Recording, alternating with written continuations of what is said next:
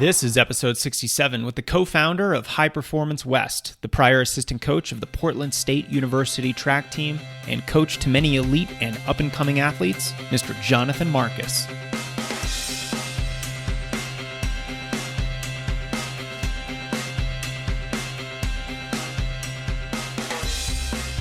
Buckle up, runners. You're in for a real treat today. I'm talking to a high-level coach who is a student of the sport, someone who loves learning and teaching and communicating with the greater running community. My guest is Mr. Jonathan Marcus, a philosopher of sorts when it comes to high performance. He was previously an assistant track coach at Portland State, and before that, he spent time as a coach in the Division I NAIA post-collegiate club and Oregon high school levels.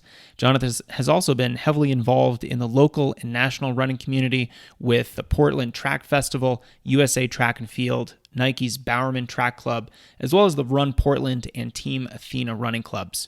He was appointed USA Track and Field High Performance Coordinator for the men's middle distance in 2011, and his national role with USATF included serving as co-meet director for the prestigious USATF High Performance track meet held annually at Occidental College. Currently, he's the director of High Performance West, an elite training group in Portland, Oregon. He also has an incredibly enlightening and action-packed podcast that I love and listen to myself with fellow coach Steve Magness called On Coaching. I highly recommend it.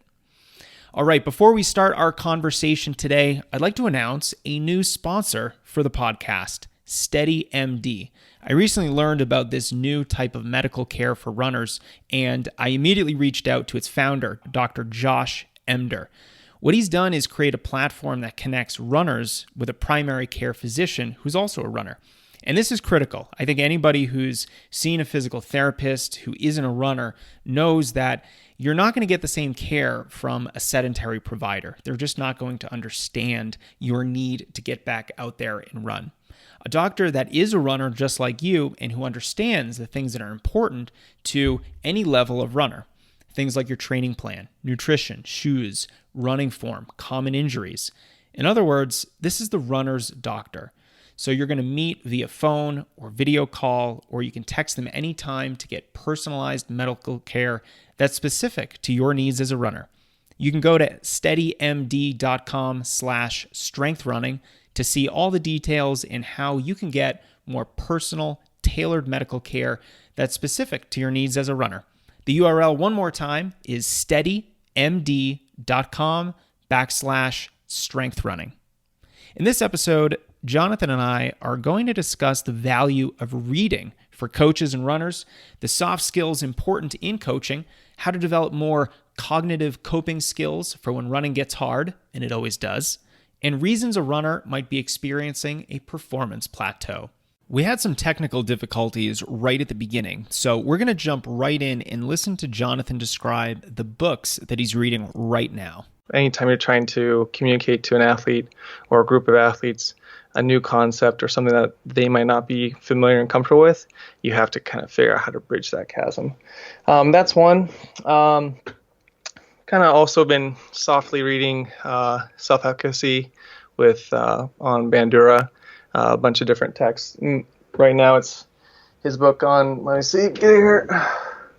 Yeah, self-efficacy, the exercise of control, and just talking more about how we persuade ourselves with our precursor of thoughts and how we think about who we are, what we're doing, what we're competent of, and how that actually has a very high correlative impact to how we can perform or how we act in the world as agents of change or agents of not change, if that impedes us from acting in one way or the other.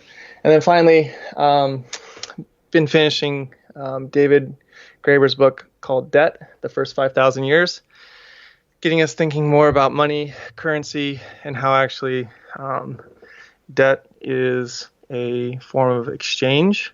Because it used to be, right, before we had this idea of money as this placeholder, we had this person-to-person exchange, a chicken for an apple, or, some type of work for a return favor. And so how this idea of money and debt has separated us a little bit in society rather than bring us closer. It's kind of bring us further apart.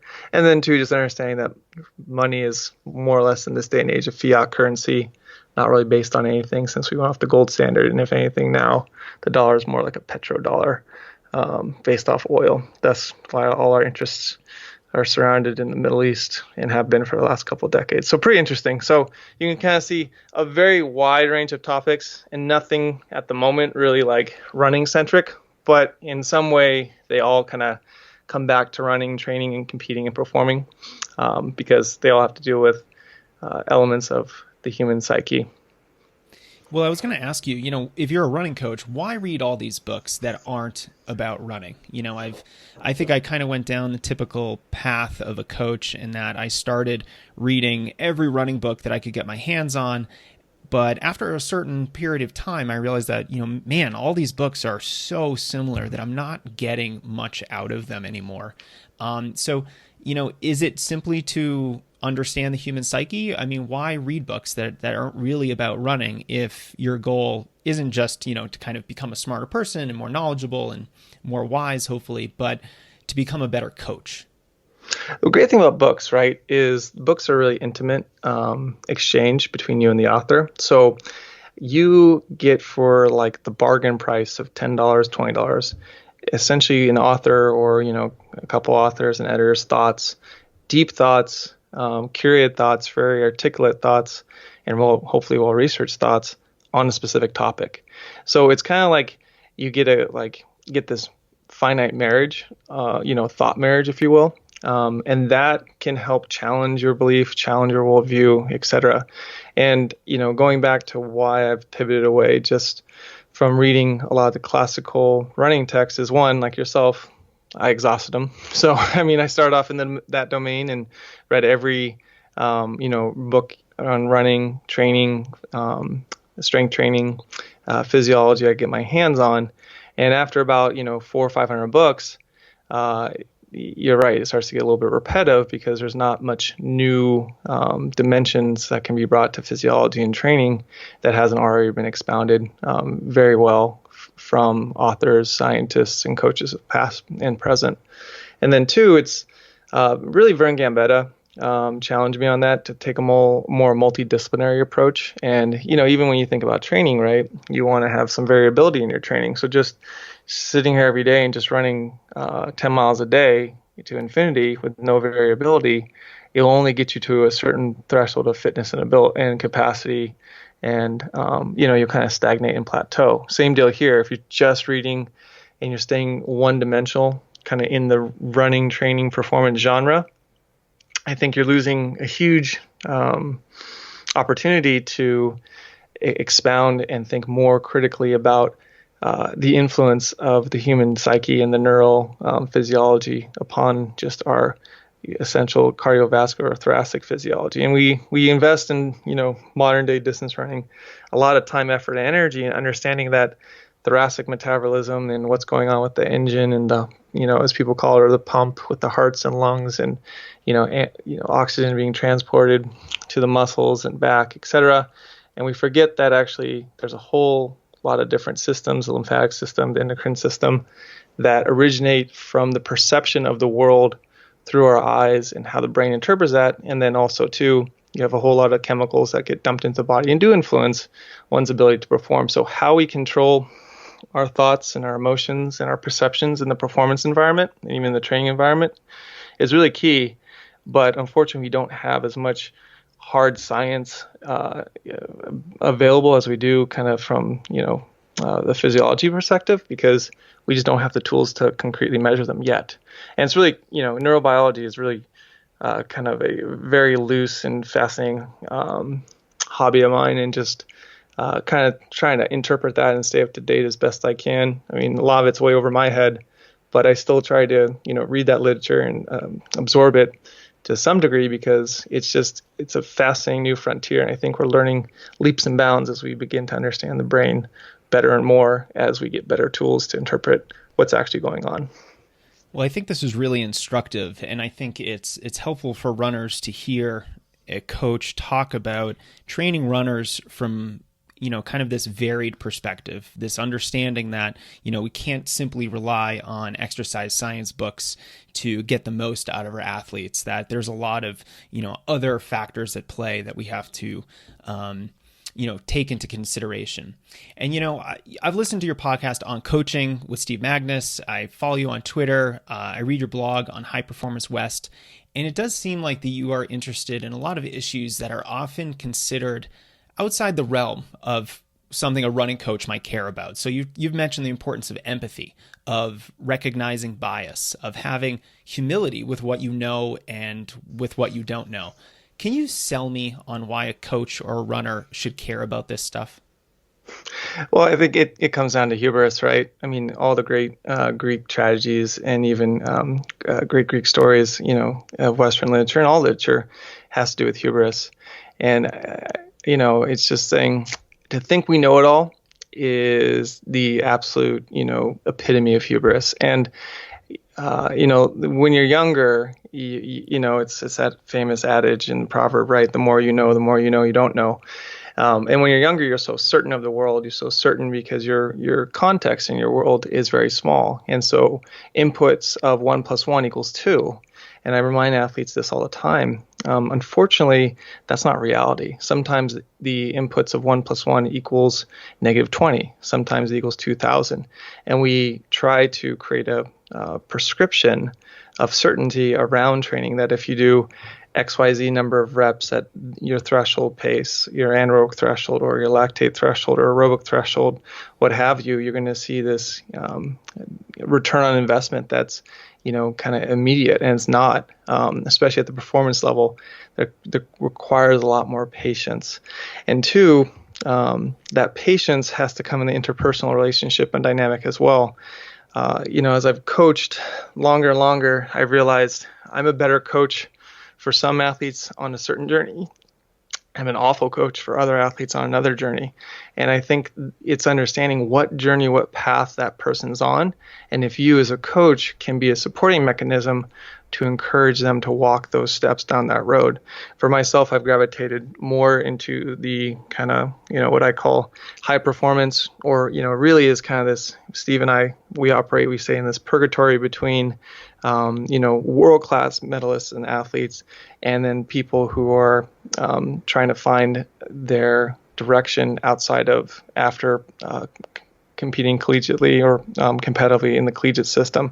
And there's this kind of gray area of people who could springboard and become our next national champions and next Olympians, or who, for whatever reason, just might not have the environment and the support to get to that level. So that's where Steve and I have chosen to take residence and help athletes who want to experience the highest competitive capacity that they're capable of given their personal setup in life. And it might not be in a very sexy or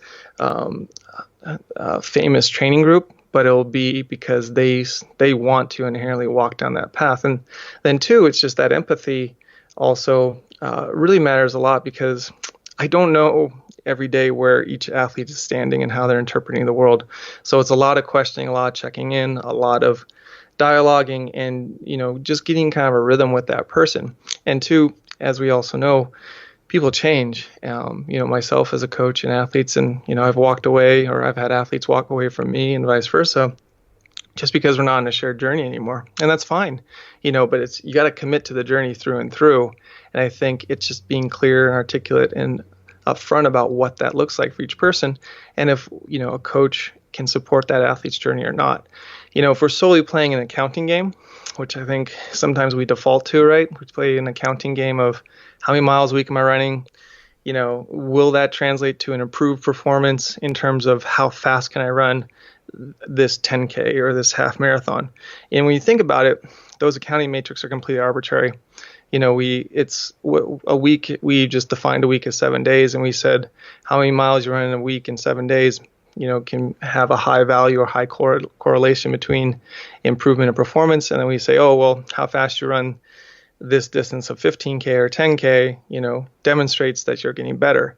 And through and through and through in the performance world, just because you put in the work doesn't necessarily entitle you to the result. Just because it's such a competitive arena. And I've had athletes who their body work has been phenomenal for 2-3 years, and they're not seeing the performance that's correlative to that body work, and they get frustrated, they get down, they get on themselves. And then we have to create different coping strategies, or maybe even workout or racing strategies to help kind of like breathe some life back into their performance. And then all of a sudden they skyrocket and take off, and then performance is, exponentially phenomenal, the best it's ever been. So it's a very complex thing, and I don't mean to go off on tangents, but that's what Steve and I are known for in a lot of ways. And I think as I've aged as a coach, I've just respected the complexity in the environment of each athlete and each environmental dynamic that athlete exists in, and then really try to speak towards and coach towards that, versus just saying, hey, here is a quick recipe, like on the back of your chocolate chip cookies, Toll House morsels, 5 parts this, 2 parts that, 1 part this, and then you get the same cookie every time. And that's not to me why I coach. I coach for growth, not only for myself, and not only for the athletes, but also for myself. So it's kind of symbiotic in that nature. Well, I'll certainly commend you for kind of working in that purgatory of sub-elite runners who are not quite world class, who might actually be elite, but are not competing, at world class levels. I think it's a really difficult group of athletes to train, but it can be quite rewarding when you do see those breakthroughs. Let's talk briefly about breakthroughs. You talked more about these runners who have great training for years, but their performances simply aren't coming together. What are some reasons why the physical side of things, their training, the accounting side of their training is great? They're putting in the mileage, they're doing the workouts, they're executing on those workouts, but then when it comes to race time, they can't execute. What are some of the reasons in your experience that runners find themselves in that kind of a situation? I think there's 3 that come to mind. One is, I was talking with my good friend Mike Smith, the director of Northern Arizona Cross Country Track and Field, and he says, a lot of times we structure training or homework or preparation as nail this specific energy system. And so run Ks at your repeat Ks at your 5K race pace, or run, broken mile repeats at your 15K threshold pace, or what have you, right? And then we reward that and we give an A, and you say, great job. You're a 14:30 5K runner and you just ran, 6 by a K at 2:50. You're ready to go. And we create this false sense of security that it's a direct translation of just being a physiological robot. And then we get into the racing environment, and these people severely lack the coping skills, cognitive coping skills, to be able to push and redline and be able to keep going when it gets really difficult, or they start taking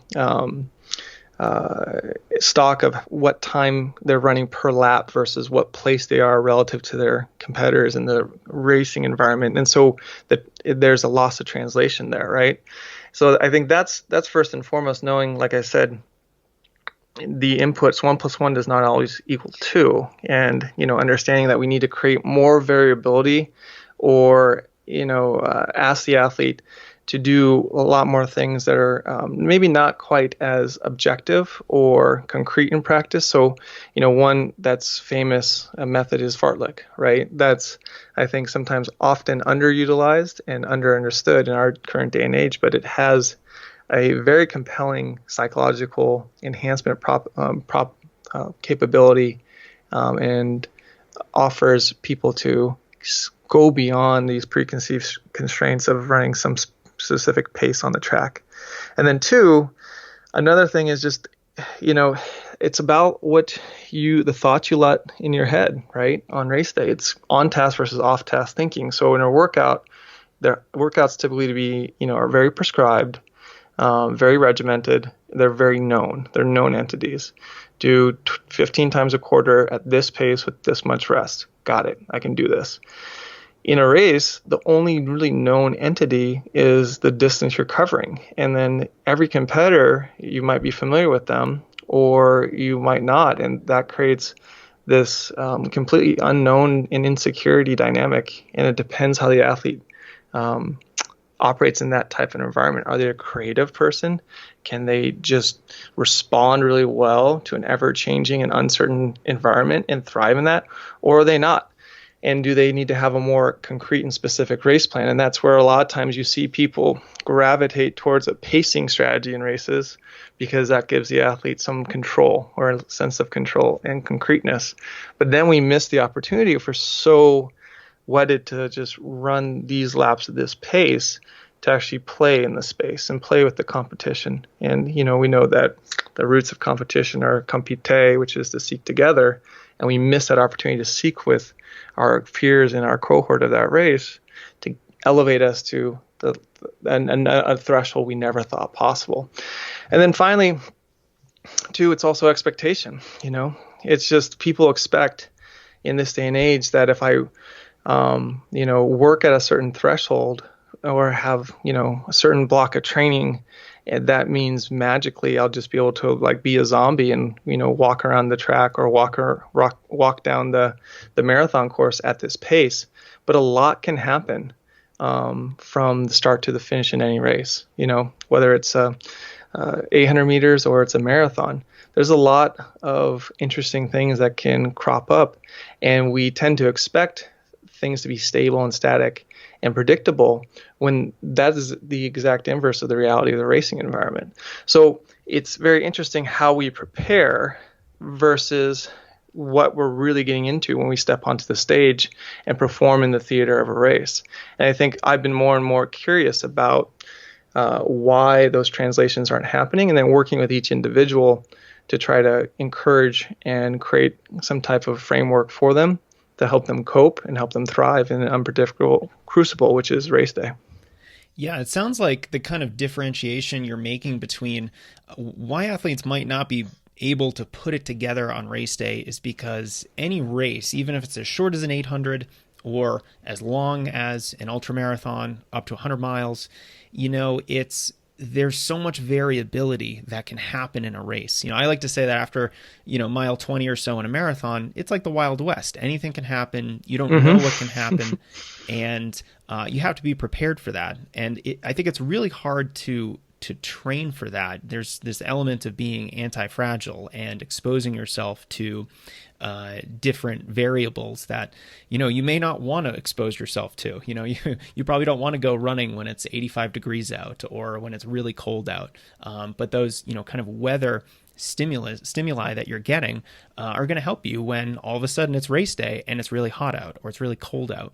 One thing that you've written about before, Jonathan, I want to touch on is this idea about training your emotional response to adversity. And you kind of touched on that when we were talking about racing, but I'd love for you to unpack that a little bit more because I think it's the emotional fitness that we have, particularly in a race situation, can often be the difference between, winning a race, running a personal best, otherwise having a great performance, or simply just having, another humdrum performance where, you don't perform to your absolute limits.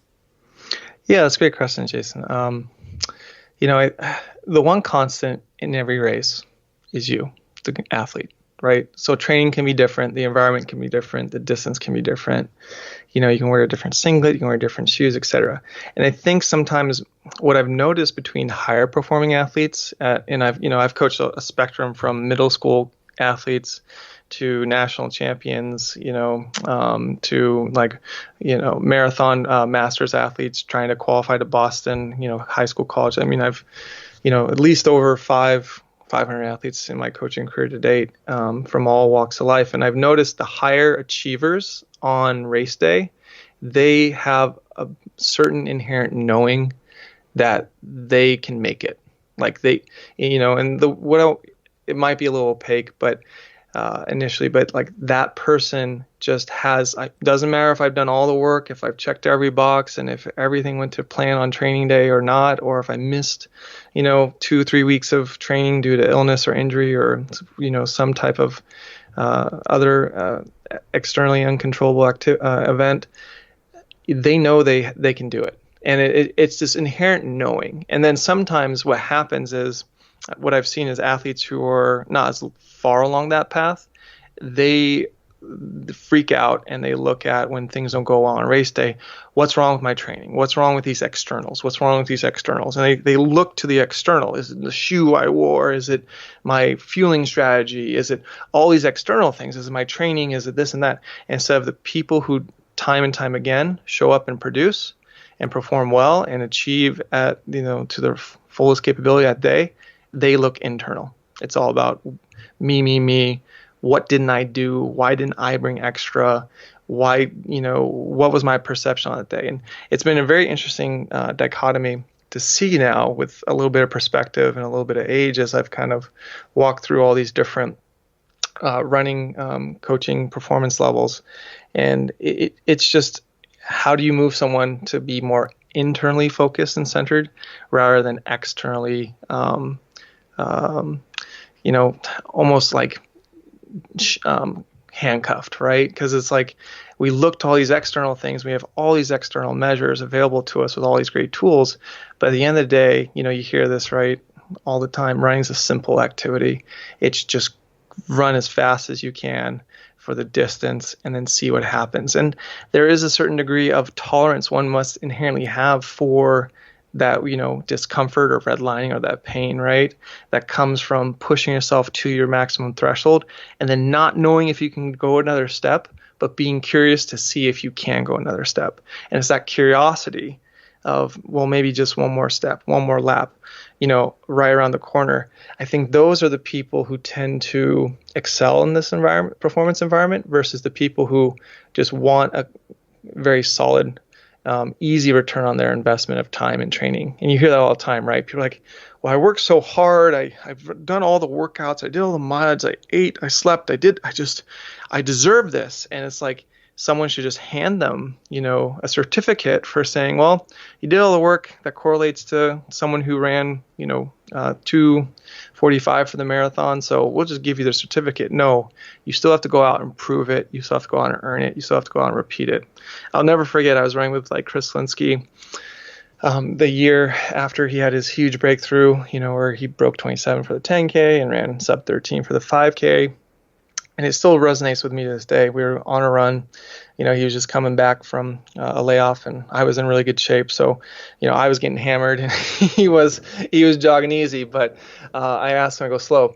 When, in those races that this past summer, so he broke the American record in the 10 and ran, I think 2 or 3 times under 13 to 5. When did it start to hurt? When did it start to be uncomfortable? When did you really have to have a gut check? And I was going to expect him to say a mile to go or something like that. He goes, after 200 meters.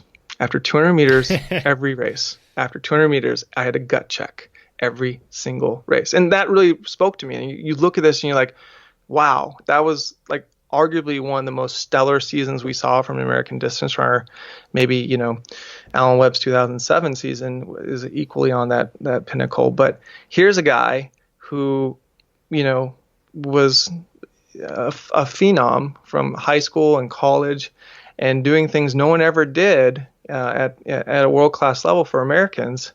And it hurt after 30 seconds of every race. So I think there's a lot to be learned from that. And he was more internally focused about how to manage that. But he was so curious and keyed up to compete at that level because he thought he deserved to honor his work by seeing how fast he could go, rather than being externally focused and saying he should be able to go this far, this fast, because he's done all this work. So it's a very subtle, perceptive shift, but a very important shift that hugely impacts not only the process, but also the outcome.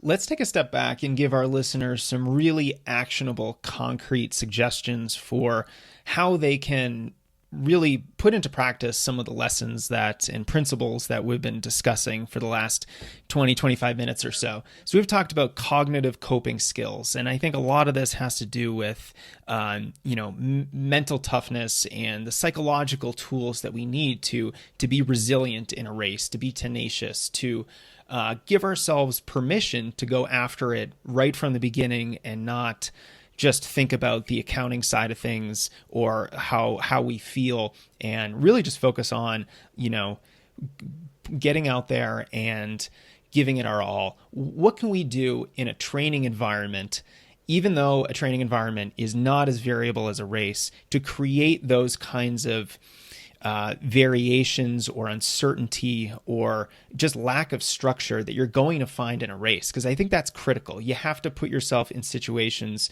just like we do specific workouts for, the race that we're training for. I think we should, add in those little wrinkles to our training that are going to simulate some of that uncertainty as well. What are your suggestions for that?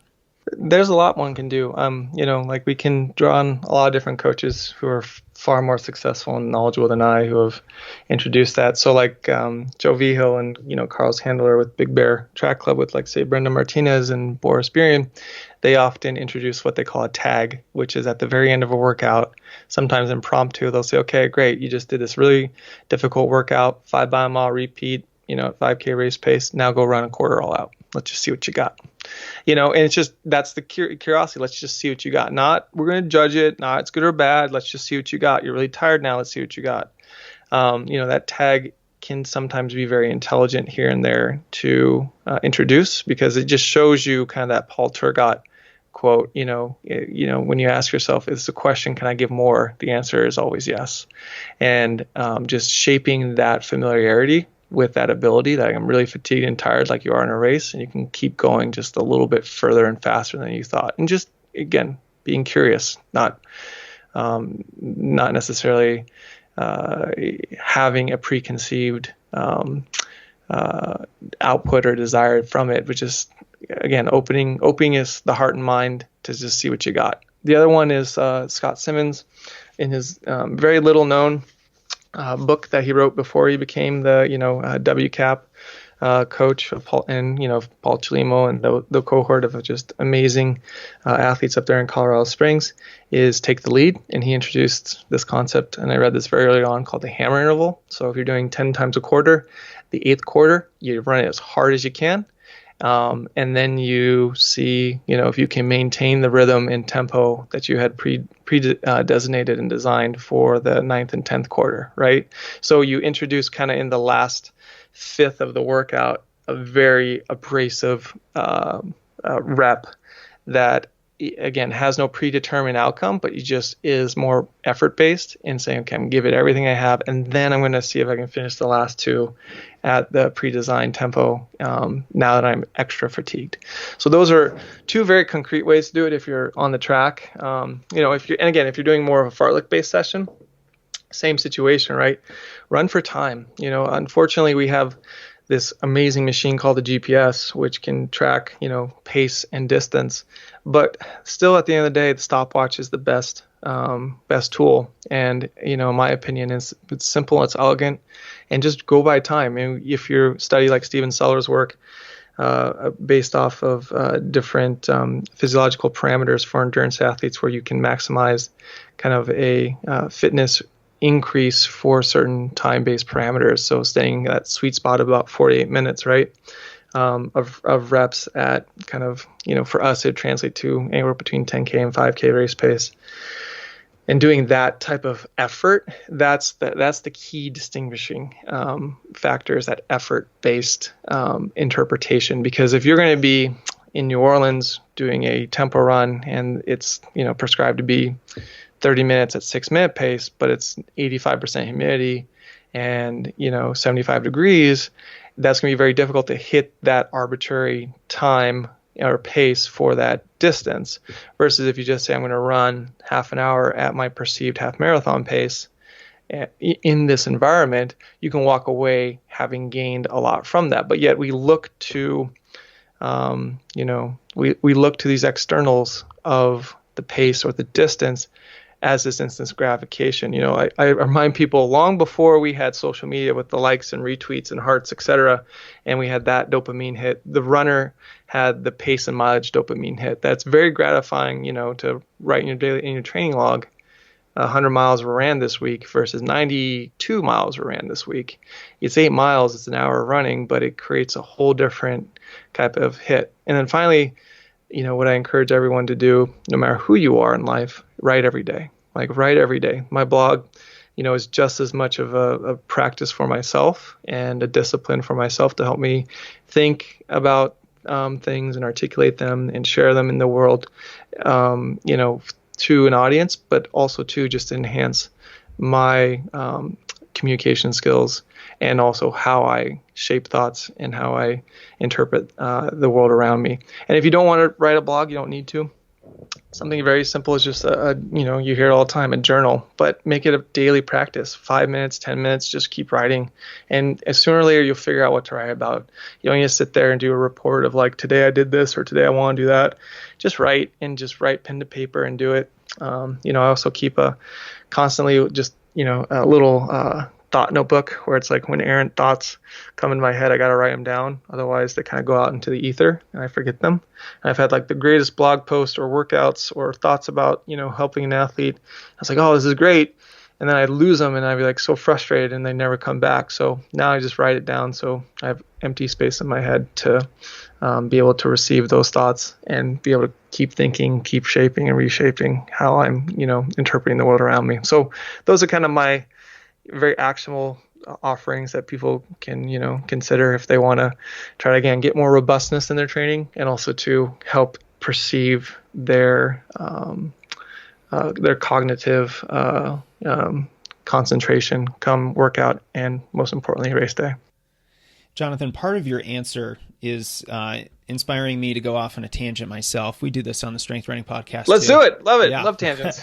So, you're talking about GPS watches, how they're so great, but, there are some limitations to those. I actually downgraded my tech about a year ago. I'm wearing a $35 Timex running watch with a stopwatch, and I've never been happier. And, I think we're similar ages.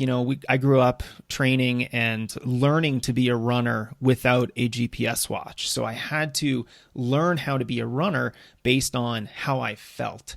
And when we're talking about effort, when we're talking about being comfortable, being uncomfortable, being okay with the race hurting 30 seconds in, like Chris Linsky was telling you, do you think GPS watches are in any way blunting the education of runners with the language and communication that their bodies are trying to communicate things to their brain? So, everything from, we're out during a tempo run and you don't have a GPS watch, let's listen to, your heart rate, your breathing, how your legs feel, the feel of the wind against your legs, all of the many tiny inputs that influence your perception of the effort. Do you think GPS watches are sort of cheapening that?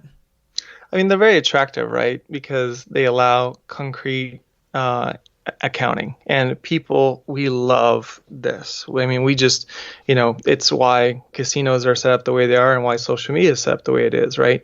No one would post on Instagram if the likes didn't exist. I mean, it's addicting. And it's the same thing here with the GPS watch. Being able to get all these inputs and track all these numerical things, or with Strava, et cetera, they're not bad. But you have to know how to use the tool, not let the tool hijack what you're doing. And, you're spot on, Jason. That kind of, as Lauren Fleshman calls it, this woo-woo, this little blend of art and science, or the soft and the hard, very Eastern philosophy, yin and yang type perception. That's critical to our well-being, not only as an athlete, but as a person. And when you lose sight of that communication with how you're feeling in the moment, and then knowing all right, it's just a rough patch, I can get through this, or if it's actually man, I am just deteriorating and I need to pull the cord and cut this workout or cut this training run just because I feel awful. When we look to the permission of the external numbers that a watch or GPS watch or any other type of analytics offer us, and that is the permission granting authority and not us, I think we're starting to lose our way. Again, I'm all for, like I said, you need to have a very in-depth and firm understanding of like these basics, like physiology is the foundation, right? So as a coach and as an athlete, you must be well steeped in these things. It's not to say like they're not important. I hate to minimize them. It's just from where I'm at in my journey and my coaching practice, that's, it's so far in the rearview mirror from my education that, I go and I revisit them and I refresh and I, stay up to date on what's coming out. But same deal here with the numbers. The numbers tell a story or they help support a story, but they aren't the story. And that's really important distinction we must make is they're supporting, but they're not the main actors, right? They're not the main roles. What the main actor is you. It's you, the person. What are you doing? How are you feeling? What's your perception of the environment? And I think that's critical to remind ourselves that they play a supporting role, but not a primary role in how we, train, elect to train, and then also how we elect to measure and track progress.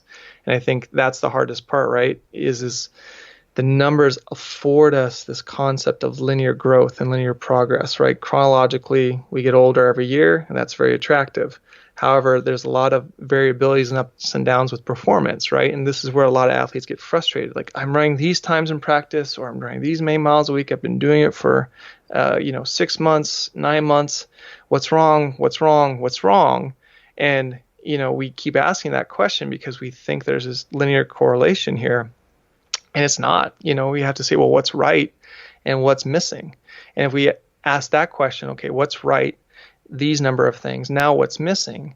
I think 9 times out of 10, you get a better answer versus getting super frustrated with the things that are wrong and wrong and wrong, and then picking apart everything because you're coming from a space of insecurity rather than security. So again, I don't blame the GPS watch by any means. It's a beautiful piece of technology. I blame, or I question our own discipline to be able to interpret what those numbers offer in a useful way for us individually to maximize our preparation and also, more importantly, maximize our performance on the stage that is a race.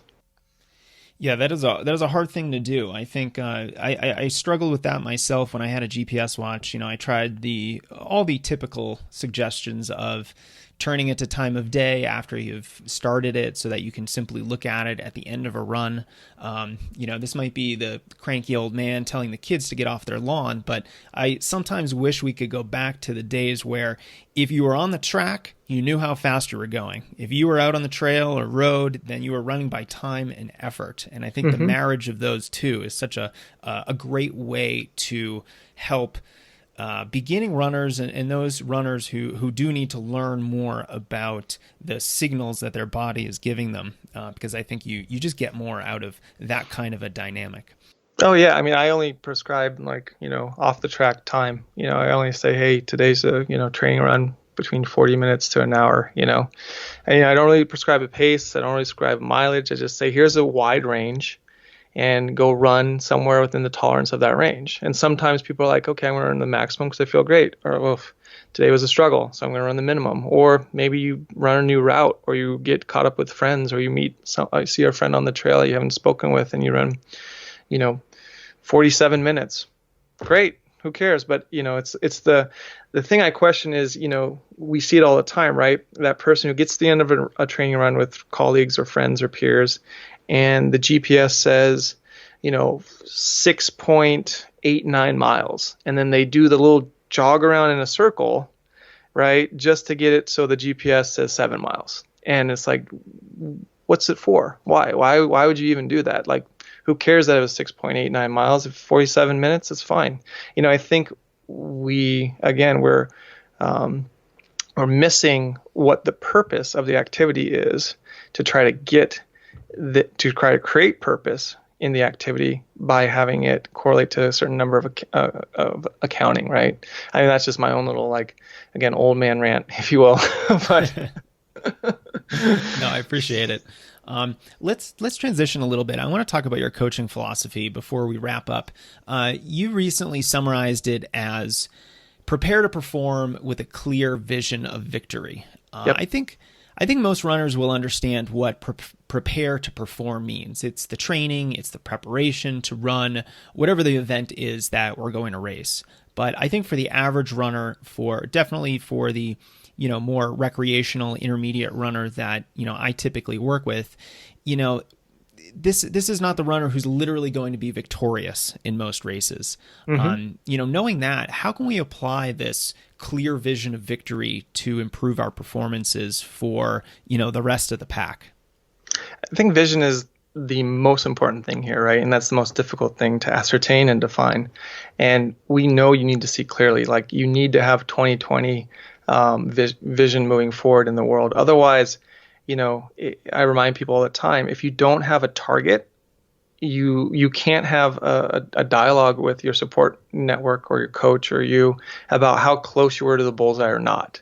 And that's really tough for a lot of people to take ownership of and say, look, here's my target.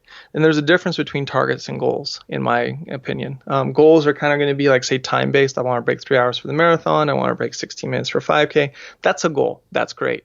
But a target, to me, is a target event, a target performance. So whether it's going to be the Boston Marathon or Olympic Trials Marathon or Olympic Trials on the track or whatever, that's the target. And then you're saying, okay, what kind of skill set or core competencies do I want to possess by this target race to allow me to do the thing I want to do on that performance venue in that endeavor? So whether it's making an Olympic team or whether it's, hitting an Olympic trials qualifying mark, or whether it's breaking 3 hours and 30 minutes and finishing somewhere in the top 100 of your age group for that event, whatever it might be, there needs to be concrete qualifiers there. Otherwise, you're just shooting arrows into the ether, and we can't say, did you hit the bullseye or not?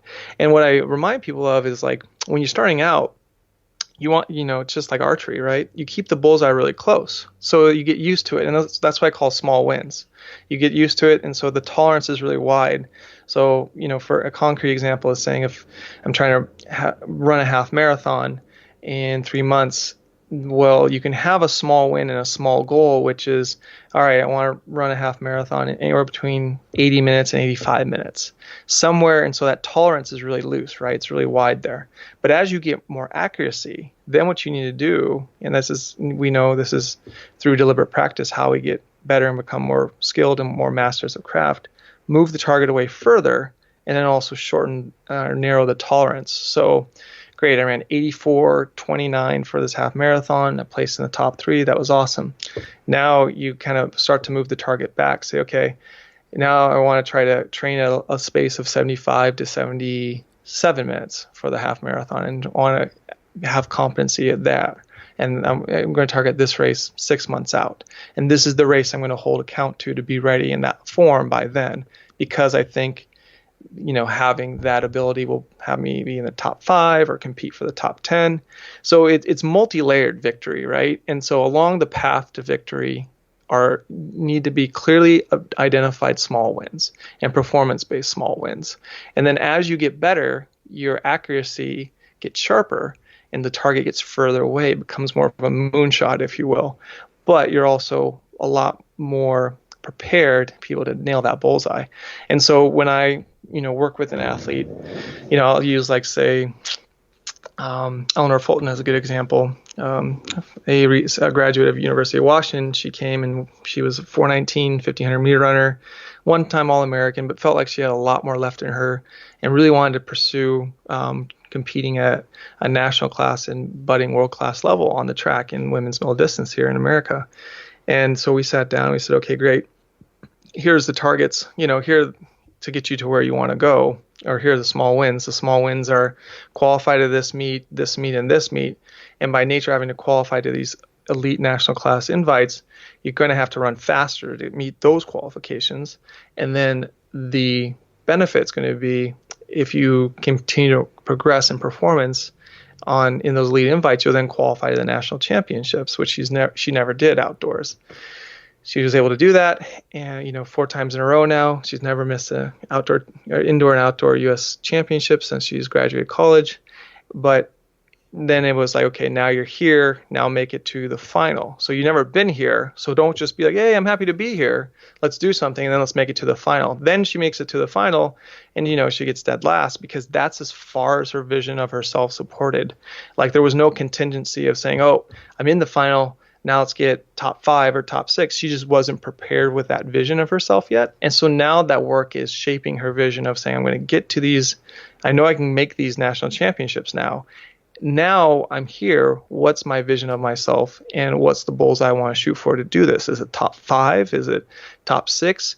And then knowing the other competitors in her space and what they bring to the table and what she brings to the table, how can she prepare to create in that environment, and then go for it, and she may get 9th and she's shooting for like top 5. That's okay. You missed the bullseye, but we can debrief and get better there. And that's the difference between, the popularized 10,000 hours rule and the reality of the 10,000 hour rule, which is you can't just go through the motions and just put in 10,000 miles or 10,000 hours. It has to be deliberate. There has to be feedback. There has to be critique from an informed party that's really helping to elevate you. So the victory component is very critical, because you need to define what that win looks like to you and have a clear vision of what you're working towards.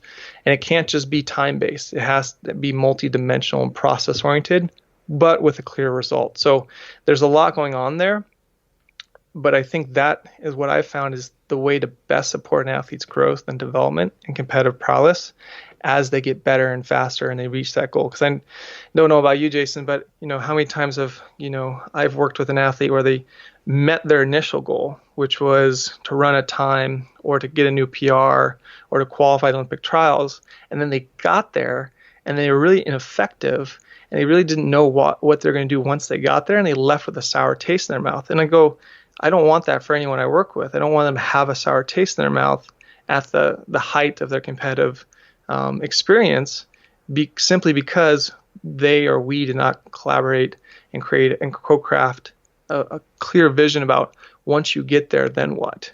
And I think a lot of times we're so focused on getting to the top of the mountain that we don't have a clear vision or intent about what to do once we get to the top of that summit. I feel like you're talking about me right now. It was like the last race I ever ran in college was the New England Championships 3,000 meter steeplechase. And my entire goal that season was to qualify for the New England Championships. Right. And I think there was a lack of communication.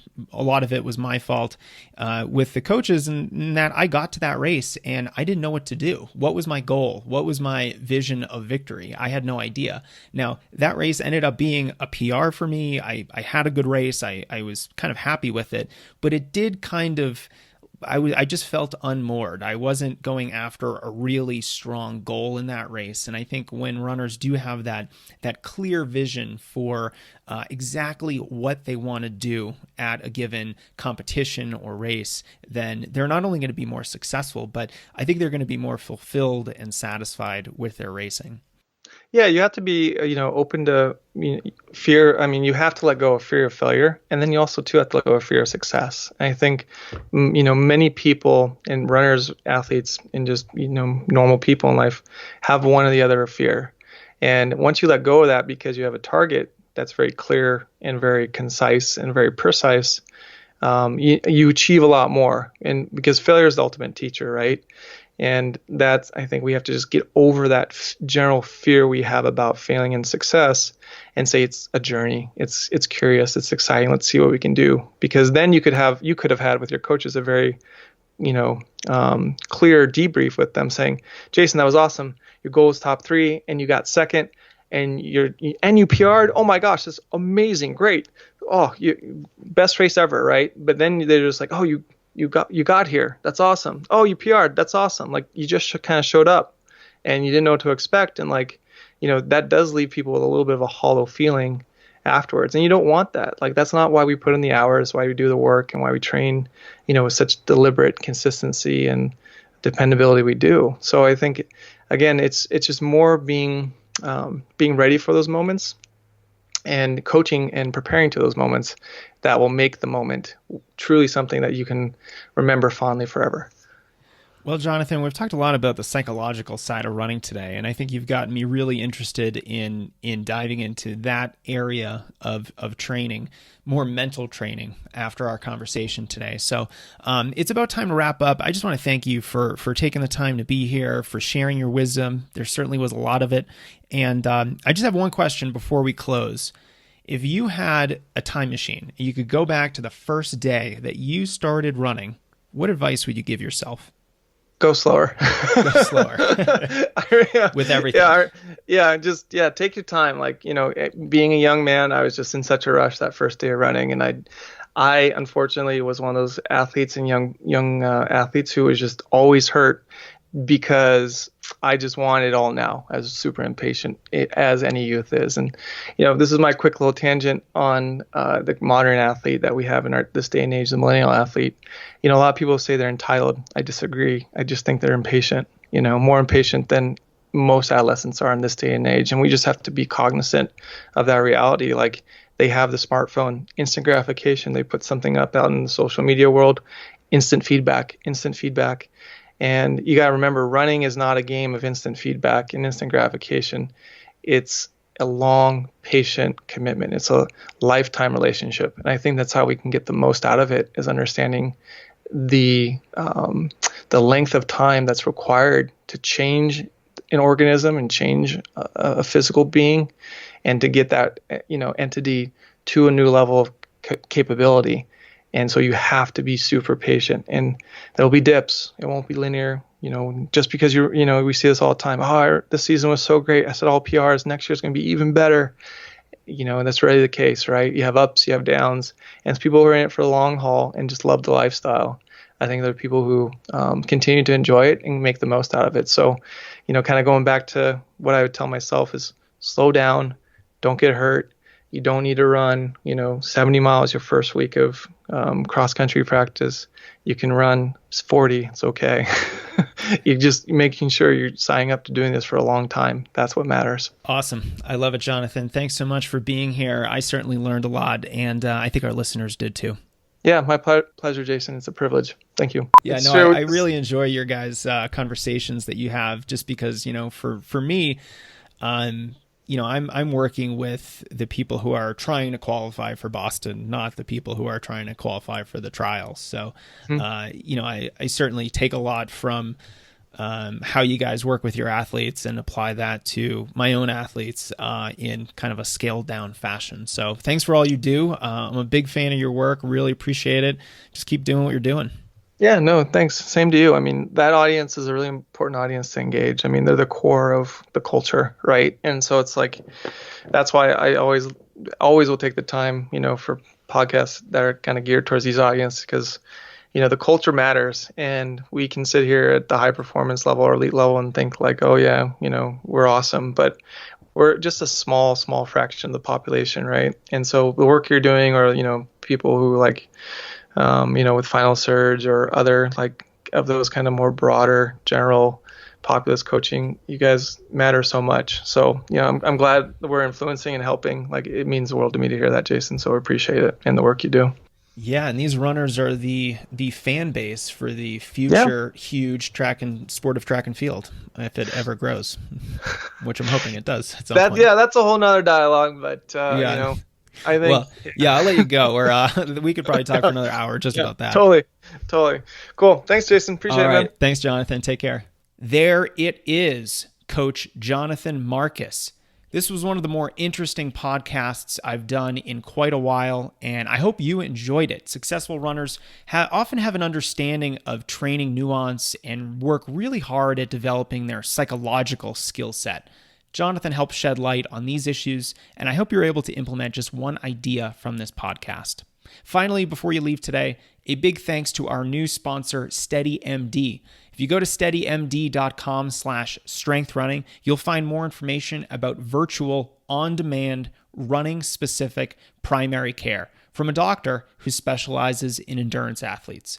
It's a new model of healthcare for athletes, and I think it's a fantastic service for the performance-minded runners out there. Head on over to steadymd.com/strengthrunning to see all the details. Thank you again for listening. I'm always grateful for your attention and support. We'll be in touch soon.